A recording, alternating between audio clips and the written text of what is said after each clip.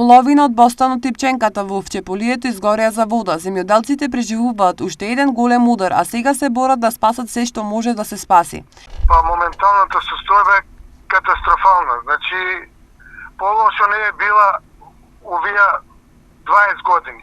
Лани беше лошо, ама оваа година полошо и нема крај на ова. Пченката е изгорена до 70%, бостани има не отиќе врзат на овој жешко без вода. Детелини исто имаме косени, треба да се навадат тие што ги завадија, останаа до пола, кој почна, кој не почна да ваде, значи нема вода, алуваме. До пред неколку дена беше најавена програма за наводнување и надеж имаше. Ред нема. Ние останаме на 700 хектара, значи вода, никаква вода не пуштат. Редо го откараа божена, кај црниста терат, и там не може да откарат вода. Кочени си ги ладе оризите. Значи, оваа година стоката ќе јаде оризова слама и ориз. Што конкретно кај вас страдат за вода и колкави се штетите?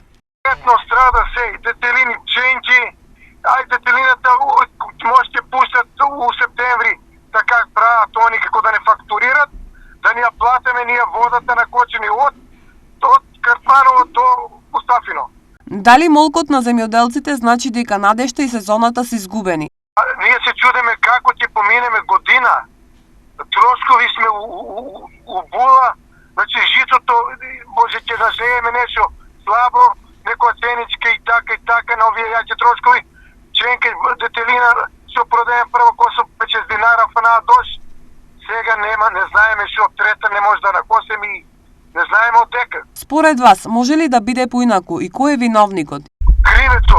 Значи кривото рибата смрде од главата, значи немало на кој директор да му нареде да пуште вода. Значи он 5000 хектара оризи. Значи молим то 2,5 на 5.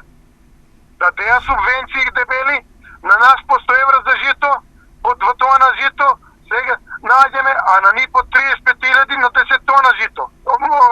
Арпа. Без вода културите минуваат низ топлотен бран од 40-тиот степен во целото Вчеполие. Нивите во Мустафино и Џирлија Замбегово, Сарамзалино, Црнилиште и Лозово без вода подолго не биле никогаш.